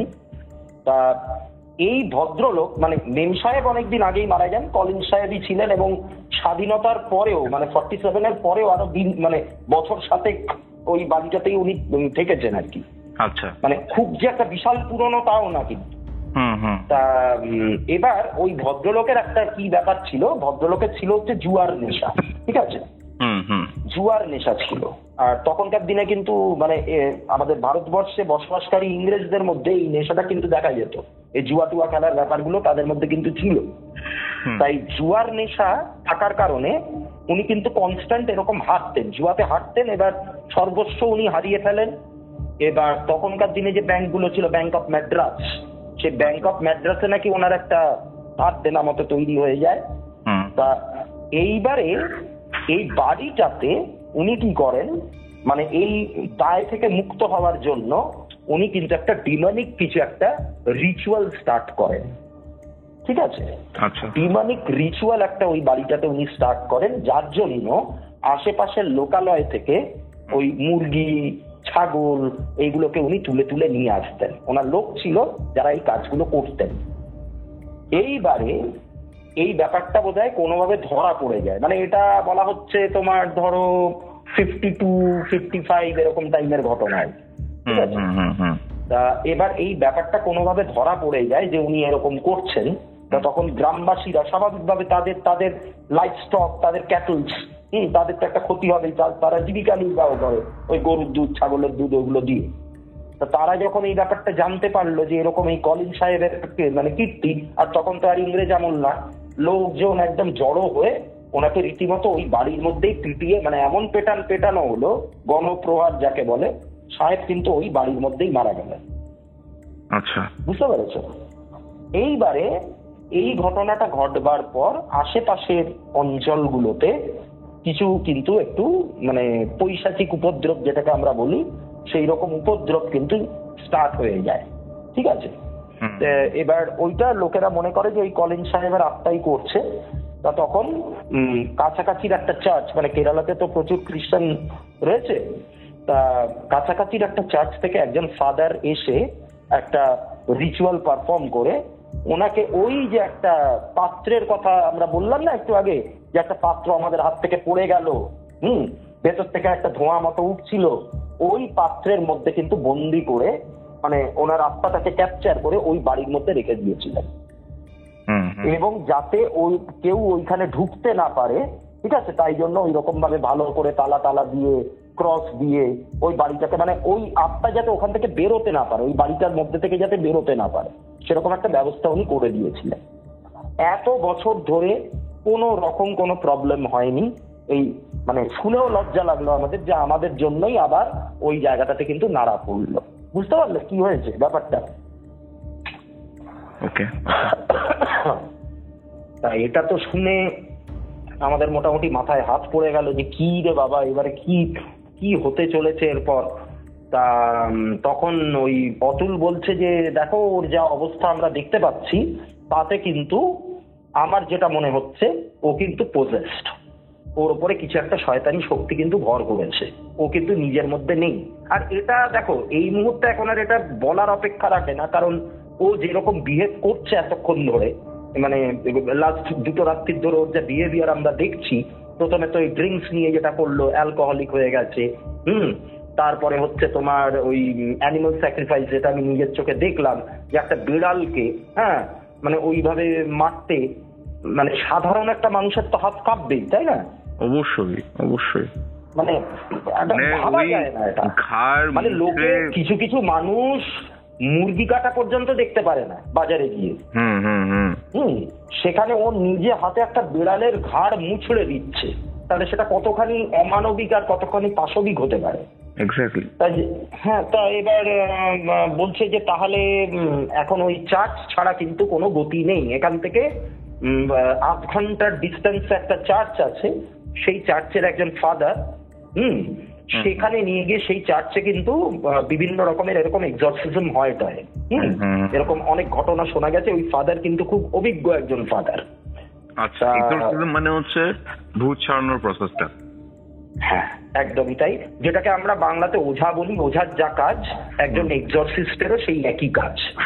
মানে আমাদের এখানে আমরা বলি যে ভূত, পিশাচ, প্রেত, এইগুলো ভর করে, ওরা বলে যে ডেমনিক পজেশন বা স্পিরিট পজেশন। প্রসেসটা মোরাললেস সেম, রিচুয়ালটা খালি আলাদা, ধর্মটা খালি আলাদা, ঠিক আছে? Otherwise everything is same. তা এবার ওনার দ্বারস্থ হতে হবে, ওনার সাহায্য নিতে হবে, না হলে এটা কিছু করা যাবে না। এটা কোনো নর্মাল ডাক্তার বুদ্ধি দেখিয়ে এই জ্বর ছাড়ানো যাবে না, কারণ আমরা নিজেরাও দেখেছি এটা যদি সামান্য জ্বর হতো, আমাদের কাছে ক্যালপল ছিল, আমাদের কাছে প্যারাসিটামল ছিল, যেগুলো থাকে আর কি, লোকেরা বাইরে গেলে যে মানে যতটুকু জ্বরের ওষুধ ক্যারি করে জ্বর সর্দি কাশি, সেগুলোকে খাওয়ানো হয়েছে, কিচ্ছু লাভ হয়নি, জ্বর তো কমেইনি, উল্টে আরো বেড়েছে। এইবার অতুল বললো যে ঠিক আছে তোমরা একটা কাজ করো। অতুল আমাদের হেল্পও করেছিল, রেগে যেমন গেছিল আমাদের ওপরে হেল্পও করেছিল। তা বলছে যে ঠিক আছে তোমরা একটা কাজ করো, তোমরা একটুখানি এই বসো, আমি দেখছি, আমি ওই চার্চে যাচ্ছি, গিয়ে আমি খবর নিচ্ছি যে ওখানে যে মেইন প্রিস্ট আছেন তিনি, মানে তাকে আমরা পাবো কিনা আজকে, এবং পেলেও তিনি কাজটা করবেন কিনা, এরকম নানান রকম খোঁজ খবরও নিয়ে আসবে। তা এবার ও গেল ওখানে, চার্চে গেল খবর নিতে। অন্তত 1 থেকে 1.5 ঘন্টা পরে ও ফিরে এসে বলল যে দেখো আজকে মানে যেই ফাদার আর কি এক্সরসিজম পারফর্ম করবেন তিনি আজকে নেই, তিনি ইয়েতে গেছেন, একটু ওই কোচিনের দিকে গেছেন, ঠিক আছে? তিনি ফিরবেন কাল ভোরবেলা। তা তোমরা কালকে সকালবেলায় আমরা তোমাকে ওই চার্চটাতে নিয়ে যাব, ওই ইয়েকেও নিয়ে যাবে তোমরা সঙ্গে করে, মৈনাককে, ওইখানে গিয়ে যা হওয়ার হবে। তা যাই হোক, তার মানে কি হলো দেখো, একটা বাধা এলো, মানে যেই কাজটা একদিনে হয়ে যেত তার জন্য আমাদেরকে আবার আরো একটা রাত্রির কিন্তু ওয়েট করতে হবে, দ্যাট অলসো উইথ মৈনাক। কারণ মৈনাককে এখন আর আমরা মৈনাক বলতে পারছি না, মৈনাক অন্য কেউ হয়ে গেছে, বুঝতে পারছো? অবশ্যই অবশ্যই, মানে মৈনাক আর মৈনাক নেই। তা যাই হোক, তা এবার আমরা তো মানে একদম সজাগ রয়েছি যে কোনোভাবে আমরা ঘুমাবো না, সেই দিন রাত্রিরে কোনোভাবে ঘুমাবো না। মৈনাক বেশি বাড়াবাড়ি করলে ওকে দরকার পড়লে হাত বেঁধে রেখে দিতে পারি আমরা, সেরকম আর কি একটা প্রতিজ্ঞা করেছি। কিন্তু কৌস্তব তুমি বললে বিশ্বাস করবে না, এখানে আবার তোমার একটা কনসেপ্ট চলে আসবে। রাত্রির 3টে বাজতে না বাজতে একটা অদ্ভুত ঘটনা ঘটে গেল। আমি আর রাকেশ লক্ষ্য করছি আমাদের চারপাশটা ধোঁয়ায় ধোঁয়া হয়ে উঠছে। মানে ধোঁয়া বলতে কিরকম, ওই কুয়াশা পড়লে যেরকম ধোঁয়া হয় না, ওই রকম টাইপের একটা ধোঁয়ার চাদর চারদিকে যেন ভিড়ে ধরছে আমাদের। আচ্ছা আচ্ছা। এবার এই রাত্রি 3টে মানে কিন্তু আওয়ার অফ ডেভিল, এটা জানো কি? ডেভিল যাবো। এবং বেলা 3টে থেকে গড় যাবো বলে। হ্যাঁ, বেলা 3টে হচ্ছে পৃথিবীর মধ্যে সব থেকে পবিত্রতম সময়, ঠিক আছে? কারণ ওই টাইমে জিসাস ক্রসের ওপরে মারা গেছিলেন। আর তার ঠিক অপোজিট টাইমটা রাত্রি 3টে, তার 12 ঘন্টা পর, সেটা হচ্ছে আওয়ার অফ ডেভিল। এটা অনেকে আমরা ওয়েস্টার্ন কান্ট্রিতে অনেকে বলে our to mock the lord, মানে ভগবানকে বিদ্রুপ করার সময়। মানে এই টাইমটাতে ডেভিল বা স্যাটানিক ফোর্স গুলো ভগবানকে আর কি চ্যালেঞ্জ করে। মানে কয়েকটা ডকুমেন্টারিতে দেখেছিলাম এরকম সময় রাত 3টে বলো বা যাই বলো, এই সময় দরজায় 3বার নক হয়, অথবা এই যে ক্রস গুলো রয়েছে ক্রসটা একদম উল্টে যায়, মানে ব্যাপারটা ওটা অ্যান্টিক্রাইস্টের ইনভার্টেড ক্রস, মানে সেখানে একটা স্যাটানিক এন্টিটির প্রেজেন্স বা অ্যান্টিক্রাইস্টের অ্যান্টিক্রাইস্ট। হ্যাঁ, একদমই। তারপর কি হলো দেবদীপদা? তো যাই হোক, তা এইবার ওই যে ধোঁয়ার চাদর, আমরা ধীরে ধীরে যেন মনে হচ্ছে আমাদের পুরো শরীরটা যেন অসাড় হয়ে আসছে, মানে ঘুমে চোখ ঢুলে আসা যাকে বলে। মানে আমরা পারছি না তাকিয়ে থাকতে, পারছি না। বললে বিশ্বাস করবে না, আমি আর রাকেশ বসা অবস্থাতেই কিন্তু ঘুমিয়ে পড়লাম। মানে আমাদের কতক্ষণ আমরা জানি না, আমাদের কোনো সেন্সই প্রায় ছিল না বলতে গেলে। মানে একদম গভীর গাঢ় ঘুম যাকে বলে, ডিপ স্লিপ। এইবার 1 থেকে 1.5 ঘন্টা বোধহয় এরকম অবস্থা আমরা ছিলাম। তারপরে আবার আমাদের সেন্স ফিরেছে। উঠে দেখছি যথারীতি রাকেশ মৈনাক বিছানার ওপরে নেই। কোথায় গেল? ওপরে, এটা তো দোতলা বাড়ি ছিল, ওপরের ঘর থেকে, পুরো বাড়িটাই তো আমাদেরকে খুলে দিয়েছে, ওপরের ঘর থেকে শুনতে পাচ্ছি ধুপধাপ আওয়াজ। ঠিক আছে, আচ্ছা। এবার আমরা ছুটে গেছি ওপরে গিয়ে দেখছি মানে ও রীতিমতো, মানে এত ভয়ঙ্কর একটা জিনিস আমরা দেখলাম। একটা বড় হলঘরের মতো ছিল, সেই হলঘরে কোত্থেকে জোগাড় করেছে আমরা ভগবান জানে। 4টে কোনায় 4টে মোমবাতি রেখেছে, মাঝখানটাতে বিভিন্ন জিনিস দিয়ে ও ওই পেন্টাগ্রামটার মতো একটা শেপ বানিয়েছে, বানিয়ে একভাবে একটা মানে মেডিটেট করার মতো করে বসে রয়েছে। আর ওর ঠিক উল্টো দিকে, ঘরের ঠিক উল্টো দিকটাতে একটা অদ্ভুত ধরনের এন্টিটি, মানে যেই এন্টিটিকে দেখলে পরে মানে পিলে চমকে উঠতে পারে আর কি মানুষে। মানে সে কি বলবো, তোমার হাঁটু গেড়ে মাটির ওপরে বসে থাকে, যেটাকে বলে, সেরকম ভাবে বসে আছে। মাথাটাতে কোনো চুল নেই, মাথা পুরো ন্যাড়া, ঠিক আছে? একটা অদ্ভুত তাকে দেখতে, ঠিক আছে? শরীরটা পুরো কালো, মানে কিরকম বলবো, মানে তোমার একটু কালচে টাইপের তার গায়ের রং। আমরা তো অত ভালো করে দেখতে পাচ্ছি না, কারণ তখন দিনের আলো ফোটেনি। For a fraction of second আমরা ওকে দেখলাম, ঠিক আছে? তারপরে জিনিসটা কিন্তু মিলিয়ে গেল। আর ওই মৈনাক কিন্তু ওখানে একই রকম ভাবে বসে রয়েছে, ওর পুরো শরীর ভারী হয়ে রয়েছে, কোনো কিচ্ছু সেন্স নেই। আমাদেরকে দেখে একবার আমাদের দিকে তাকালো, চিনলো কি চিনলো না আমরা জানি না। নিয়ে ওকে যখন ধরে তুলতে গেলাম, ও আমাদের শরীরের ওপরেই লুটিয়ে পড়লো। তা আমাদের তো ভয় ধরে গেল যে বেঁচে টেঁচে আছে কিনা। তাও আমরা পালস চেক করলাম। পালস চেক করতে গিয়ে দেখছি পালস কিন্তু প্রচন্ড হাই, মানে খুব ফাস্ট দপ করছে আর কি, বুঝতে পেরেছো তো? মানে ওই কবজির ওখানটায় যেখানে ধরে দেখে আর কি ডাক্তাররা যে নাড়িটা ঠিক আছে কিনা, সেই জায়গাটা কিন্তু খুব ফাস্ট। কেন ফাস্ট? কারণ ওর শরীরের মধ্যে তো আরেকটা এন্টিটি রয়েছে। ওর তো মানে ওর যদি তখন আমরা কোনো ওই প্রেশার মাপার যন্ত্র যদি থাকতো, তাই দিয়ে কেউ যদি ব্লাড প্রেশারটাকে চেক করতো, তখন ওর প্রেশার কিন্তু প্রচন্ড হাই পাওয়া যেত, যেটা মানে সচরাচর একজন মানুষের হয় না। তা এইবার পরের দিন সকালবেলায় অতুল এলো। অতুলকে সাথে নিয়ে আমরা ওই চার্চে গেলাম, একটা অটো জোগাড় করে এনেছিল। তা সেই চার্চে আমরা গেলাম। চার্চে গিয়ে ফাদার স্টিফেন, আমার মনে আছে নামটা, ফাদার স্টিফেন।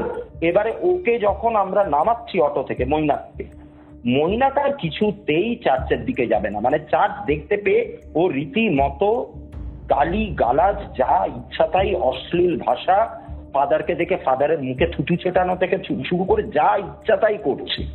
আর আমরা লক্ষ্য করছি ওর যে চোখ, যেটা চোখের মণিটা উল্টে গিয়ে পুরো সাদা হয়ে গেছে। মানে এই দৃশ্য দেখা যায় না কৌস্তব, চোখ উল্টে গেছে। মানে আমরা তো মানে ইংলিশ মুভিগুলোতে এরকম দেখি, তো এইটা আমার নিজের চোখে দেখা, মানে সেটা কতখানি ভয়ানক হতে পারে জাস্ট ভাবো। এক্স্যাক্টলি। যাই হোক, হ্যাঁ, তা এবার ওকে কোনো মতে টেনে টুনে এবার চার্চে আরো সমস্ত মানে ফাদারকে যারা অ্যাসিস্ট করবে, সে অন্যান্য ফাদার কিছু ছিল বা ব্রাদার যাদেরকে আমরা বলি, হ্যাঁ, যারা বিভিন্ন রকম সার্ভিস, প্যাস্টোরাল সার্ভিস টার্ভিস করে, একটু স্বাস্থ্যবান লোক, কারণ দক্ষিণ ভারতীয়দের গায়ে কিন্তু খুব জোর হয়। তা তারা আর কি টেনে হিঁচড়ে পারলে চুলের মুঠি ধরে টেনে ওকে ঘরে মানে ইয়েতে ঢোকাচ্ছে। মানে দেখো কিরকম মর্মান্তিক পরিণতিটা ভাবো, নিজেরই একটা দোষের জন্য ও কিন্তু এই চুলের মুঠি, চট থাপ্পড় কিচ্ছু ফিল করতে পারছে না মৈনাক, মানে মৈনাক হিসেবে ফিল করতে পারছে না। মৈনাকের ভেতরে যা আছে তার হয়তো লাগছে, কিন্তু মৈনাক কিচ্ছু বুঝতে পারছে না। কিন্তু আমরা কি দেখছি? আমরা তো দেখছি যে আমাদের বন্ধুটার গায়ে এরকম ভাবে চট থাপ্পড় পড়ছে, ওর চুলের মুঠি ধরে টানছে। তা এই যে পরিণতিটা, এটা তো নিজের দোষেই হলো, তাই না? মানে এটা যদি ওই পাকামোটা যদি ও না করতো তাহলে তো আর এই মানে এইগুলো হতো না। যাই হোক, কি আর বলবো। এইবারে সেইটা ছিল হচ্ছে আমাদের প্রথম এক্সরসিজম আমার দেখা নিজে চোখে। আচ্ছা, ঠিক আছে। আচ্ছা, একটা এক্সরসিজম কিরকম হতে পারে দেখো, এখানে কতগুলো ব্যাপার আমি তোমায় বলি। এক্সরসিজম মানে আশা করি এটার মানেটা তো তুমি বুঝতেই পারছো। এক্সরসিজম মানে তোমার এন্টায়ার বডির মধ্যে যদি কোনো নেগেটিভ এন্টিটি পজেস করে তাহলে সেটাকে টেনে বার করা, তোমার বডি থেকে বের করে তোমার বডিটাকে মানে ফার্দার ক্লিনস করে দেওয়া আর কি, সেটাই হচ্ছে একজন এক্সরসিস্টের কাজ। এবার আমাদের মানে হিন্দু ধর্মে যেটা হয় যে এই কাজগুলো জেনারেলি তান্ত্রিকরা করে থাকে, তাই তো? এবার তান্ত্রিকদের মোটামুটি একটা দীক্ষার প্রয়োজন হয়, তাদের দীক্ষার দরকার পড়ে, তাদের শিক্ষার দরকার পড়ে, যে কেউ তো আর এই কাজ করতে পারবে না। কিন্তু খ্রিস্টানদের মধ্যে আবার একটা মজার ব্যাপার আছে, এক্সরসিজম এটা কিন্তু একটা ট্রেনিং, ঠিক আছে? এটা যে শুধুমাত্র প্রিস্টরা করতে পারে তা কিন্তু নয়, এটা অনেকেই করতে পারে যাদের এই অভিজ্ঞতাটা আছে। আচ্ছা আচ্ছা, মানে আমি যদি শিখি আমিও পারবো?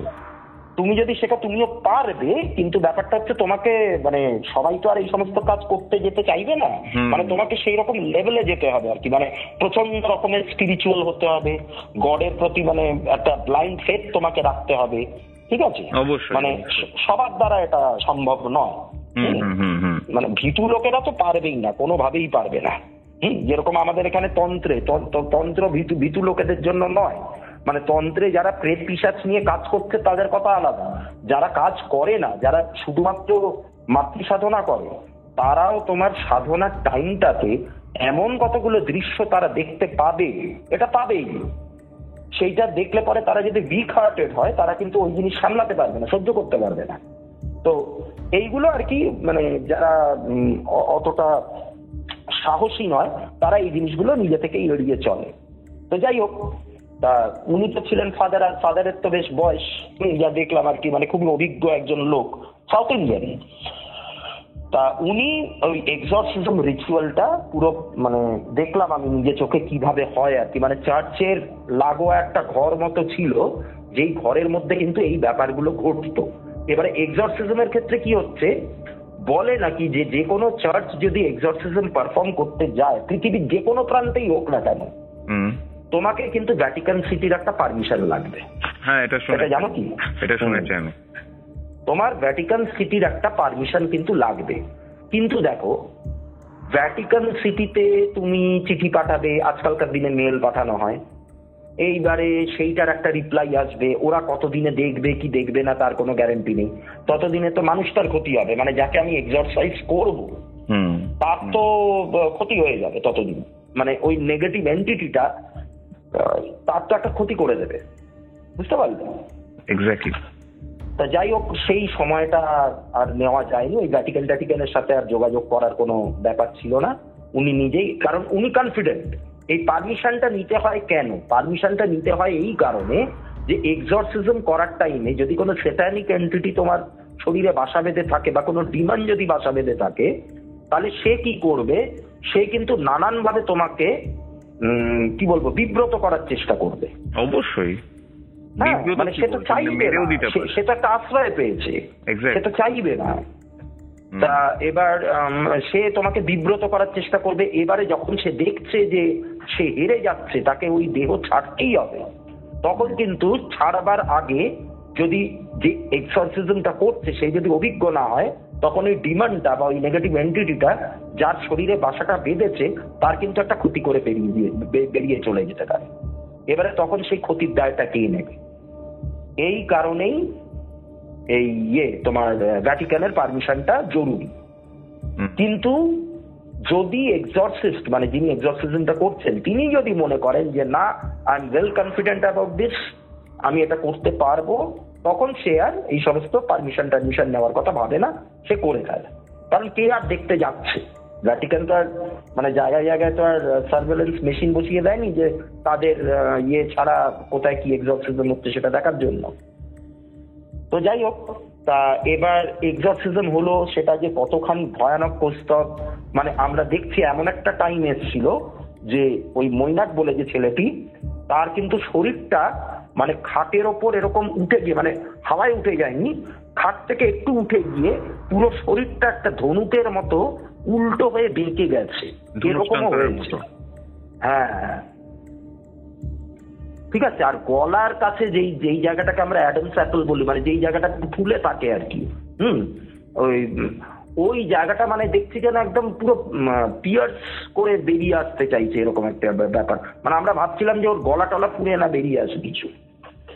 তা এইরকম ভাবে অন্তত 1.5 থেকে 2 ঘন্টা টানা চেষ্টার পর ওকে ক্লিনস করা গেল নানান রকম রিচুয়ালের মাধ্যমে। ওই যে এন্টিটিটাকে, ওই সাহেবের আত্মাটাই আর কি ওর শরীরে ঢুকেছিল, সেটাকে আবার একটা পাত্রের মধ্যে বন্দি করে দিলেন ফাদার, দিয়ে তারপর মৈনাককে মুক্ত করা গেল।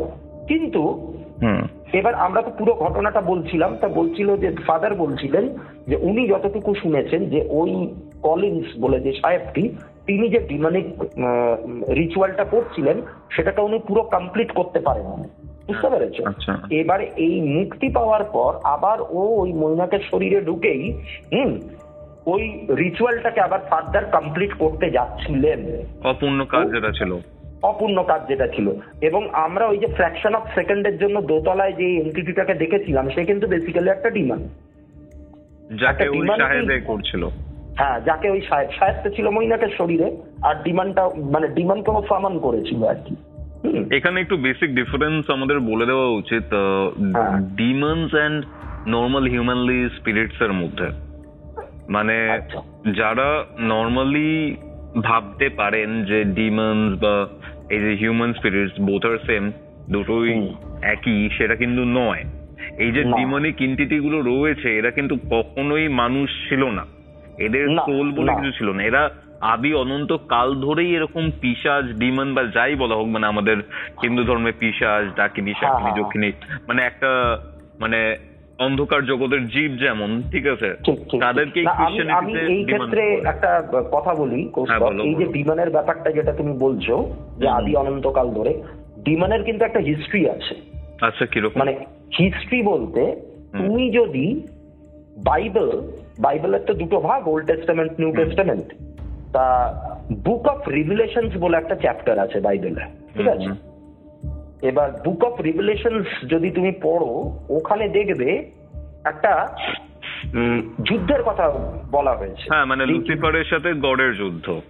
লুসিফারের সাথে এক্স্যাক্টলি গডের যুদ্ধ না, লুসিফারের সঙ্গে আর্কএঞ্জেল মাইকেলের যুদ্ধ হয়েছিল। হ্যাঁ, মানে ঠিক আছে, গডের এগেইনস্টে লুসিফার চলে গেছিল, গডের এগেইনস্টে লুসিফার ছিল। লুসিফার কিন্তু একজন এঞ্জেল ছিল।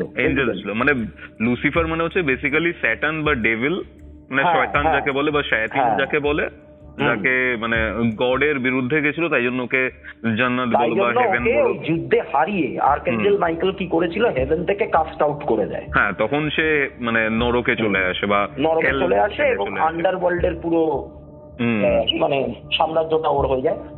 এই স্বর্গের থেকে যারা বিতাড়িত হয় ওর সাথে, তারাই হয়ে যায় ডিমন।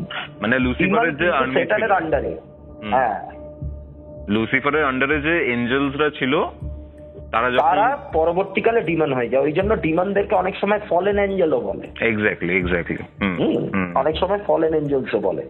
তার মানে বুঝতেই পারছো এরা কি জিনিস হতে পারে। এবারে অনেকে কি করে, ডিমন আর পিশাচকে গুলিয়ে ফেলে। আমাদের এখানে পিশাচের যে কনসেপ্ট আর ওদের ওখানে ডিমনের যে কনসেপ্ট, দুটো কিন্তু এক জিনিস নয়। ডিফারেন্স তো আছে, ডিফারেন্স তো অবশ্যই আছে, কারণ আমাদের এখানে মানে আমাদের ধর্মে অ্যাকচুয়ালি পিশাচকে কিন্তু দেবজনই পর্যায়ে ফেলা হয়। আচ্ছা আচ্ছা। দেবতার পূজায় যেই জিনিসগুলো লাগে সেই একই জিনিস কিন্তু পিশাচকে সামন করতেও লাগে। ওকে ওকে। আর ডিমানের ব্যাপারটা হচ্ছে কমপ্লিটলি অন্য। ডিমানকে নানান রকম অ্যানিমাল স্যাক্রিফাইস হ্যানা ত্যানা এই সমস্ত করেই সামন করতে হয়। এক একজন ডিমান, এই জায়গাটাতে আবার পিশাচের সাথে ওদের একটা সিমিলারিটি আছে। পিশাচ যেরকম, তুমি যদি পিশাচকে কল করো বা পিশাচ সিদ্ধ যদি তুমি হও, তোমাকে পিশাচ যেরকম দেবে অনেক কিছু, ঠিক সেইভাবে ডিমানও কিন্তু তোমাকে অনেক কিছু দেবে এবং খুব শর্টকাট ওয়েতে দেবে। এক্স্যাক্টলি, খুব তাড়াতাড়ি পাওয়া যায়, খুব তাড়াতাড়ি। সেটা তুমি অর্থ বলো, সেটা তুমি চাকরি বলো, সেটা তুমি সম্পত্তি বলো, সেটা তুমি কারোর ক্ষতি চাওয়া বলো, এমনকি তোমার নিজের লুকসটাকেও তুমি পাল্টে দিতে পারো এদের হেল্প নিয়ে, সেরকম যারা করে আর কি এরকম। এবং এইগুলো তোমার বেসিক্যালি এই ডিমান্ডের সম্পর্কে যদি জানতে হয়, এরকম অনেক বই অ্যাভেলেবেল আছে মার্কেটে। তবে আমার বক্তব্য এইগুলো কেনাটা খুব একটা উচিত নয়। ওই যেমন ধরো তোমার গ্রেটার কি অফ সলোমন এরকম নামে একটা বই আছে, lesser key of Solomon, book of shadow, demonic grimoire, এরকম টাইপের সমস্ত বই রয়েছে মার্কেটে। এগুলো কিনলে এখানে নাকি ওই ডিমনদেরকে সামন করার নানান রকম উপায় বলা টলা আছে, কিন্তু এইগুলো প্র্যাকটিস করাটা মানে it's just like a suicide attempt বলে আমি মনে করি। বা অনেক ক্ষেত্রে এটাকে ব্লাসফেমি বলা হয়। হ্যাঁ হ্যাঁ, রীতিমতো। কারণ তুমি গডের এগেইনস্টে চলে আসো, ভগবানের এগেইনস্টে চলে যাচ্ছ। অবশ্যই। মানে তো এটা তো বুঝতেই পারছি দেবদীপদা যে আজকে রেকর্ডিংটা করতে গেলে অনেকটাই বাধা পাচ্ছি আমরা, ঠিক আছে? রেকর্ডিং যে হয় 3-4 বার মতো আমাদের ফোন কেটেছে এটাতে। যাই হোক, তো বিষয়টা হচ্ছে তুমি এই ডেভিলের ব্যাপারটা বলছিলে অ্যান্ড ডিমন্স এর ব্যাপারটা বলছিলে, ডিমন্স এন্ড পিশাচের মধ্যে ডিফারেন্সেস বা সিমিলারিটিস দেখি। দেখো, অ্যাকাডেমিক রিলিজিয়ন আর আমাদেরটা হচ্ছে সনাতন ধর্ম। সনাতন ধর্ম, এই ধর্ম বলে তো কিছু না, আমরা হয় না, সনাতন, আমরা সনাতনী আমরা। তো বেসিক্যালি অনেক কনসেপ্টের মিল আছে, আবার অনেক কনসেপ্টের কিছু মিল নেই, স্বাভাবিক। এক্স্যাক্টলি। এই যে ডিমন্স এর কথা বলা হচ্ছে বা বলা হয়েছে অনেক জায়গাতে, তো ডিমনকে সামন করে ওই ইংলিশ যে ভদ্রলোক ছিলেন, ব্রিটিশ ভদ্রলোক ছিলেন, তিনি ওই ইনফিনের জন্য কিছু একটা করার মানে ব্যবস্থা করার চেষ্টা করছিল, যেটা আমি বুঝতে পারছি। ওই জন্য তোমার অ্যানিমাল স্যাক্রিফাইসও দিচ্ছিল। তো তারপরে কি হলো দেবদীপ, আপনাকে একটু বলো। তারপরে তো মানে ওকে তো ওই ফাদার স্টিফেন আর কি, মানে মৈনাককে ক্লিনস করলো, ওটাকে মুক্ত করলো, ওকে আবার ফাদার ক্যাপচার করলো একটা অনের মধ্যে নিয়ে। এবার আর কোথাও অন্য কোথাও না, ওই চার্চের পেছনেই উনি একটা জায়গায় বোধহয় ওটাকে মাটি চাপা দিয়ে দেন। অদ্ভুত ব্যাপার হলো এটাই যে ওই মৈনাক বলে ছেলেটা, ও এই যে 2-3 দিন ধরে টানা যে সমস্ত উদ্ভট ঘটনাগুলো ঘটালো, তার একটা কিচ্ছু ওর মনে নেই। আচ্ছা আচ্ছা। একটা কিচ্ছু ওর মনে নেই। জাস্ট আমাদেরকে বললো যে আমার কি শরীরটা খারাপ হয়েছিল, আমি এরকম ঘামছি কেন। ভাবো জাস্ট কি বলবে, এত কিছু ঘটনা। হ্যাঁ, ওটা ওর মনে ছিল যে ওই বাড়িটাতেও গেছিল, সেটা ওর মনে আছে, কারণ ওটা তো নিজে সজ্ঞানে করেছিল। কিন্তু তারপর থেকে যেগুলো ঘটেছে তখন তো আর নিজের সেন্সের মধ্যে ছিল না, তাই ওগুলো মনে নেই। তারপরে কি হয় দেবদীপদা? তারপরে মোটামুটি তো আমরা সুস্থ হয়ে গেল। তারপরে তো আমরা ইন্টার্নশিপটা কন্টিনিউ করেছিলাম। পরে অতুলকে বলে আবার ওই শহরের মধ্যেই, মানে ওখানে আর থাকতে আমাদের খুব একটা ইচ্ছে করছিল না, বুঝে যেত। তা মানে ওই বাড়িটার দিকে বারবার চোখ গেলে কেমন একটা অস্বস্তি হচ্ছিল আর কি। যতই যাই হোক, যতই ও মানে আউট অফ ডেঞ্জার হয়ে যাক না কেন, তো অতুলকে বলেই আবার শহরের মধ্যে একটা একটু কম দামে একটা বাড়ি আমরা পেয়ে গেছিলাম, যেটা এই বাড়িটার মতো কমফর্ট আমাদেরকে দিতে পারেনি। কারণ ওখানে তো একটা একদম এমটি স্পেস, অত বড় একটা জায়গা, সামনে স্প্রলিং একটা তোমার খোলা মাঠের মতো, হ্যাঁ, চারদিকে একটু গাছপালা, ফাঁকা রাস্তা, কোনো গাড়ি ঘোড়া নেই, চিনজি ব্যাপার নেই। এবারে একদম প্রপার শহরের মধ্যে তো আর সেইগুলো আমরা পাবো না, তা সেই কমফর্টটা আমরা পাইনি। কিন্তু মানে ওইখানটাতে আর আমরা মানে কি বলবো, আর ওই বাড়িটার দিকে বারবার চোখ যেত, তো একটা অস্বস্তি একটা ব্যাপার আমাদের মধ্যে কাজ করতো, তাই জন্য আর ওখানে আমরা থাকি। বুঝতে পেরেছো? ওই যে অফারিংসটা দেওয়া হতো, ওই যে মানে ভদ্রলোক যে ছিলেন, মানে ওই অ্যাবান্ডন যে বাড়িটা ছিল, সেখানে মদের বোতল বা লাইট মানে তোমার ধূপ ফুপ জেলে রেখে আসা হতো। সেটা কি মানে ওই ওনার মৃত্যুর পর পিটিয়ে মেরে ফেলেছিল, তারপরে ওই উৎপাতগুলো শুরু হয়? সেটাকে শান্ত রাখার জন্য শুরু হওয়ার পরে তখন তৎকালীন ওখানে অন্য কোন একটা চার্চের কোন ফাদার এসে কিছু রিচুয়াল করে ওনাকে আটকে দেন ওখানে, ঠিক আছে? আচ্ছা আচ্ছা। এবারে ওই আটকানোর পরেও ওনার বেরোনোর কোনো ক্ষমতা ছিল না ওখান থেকে।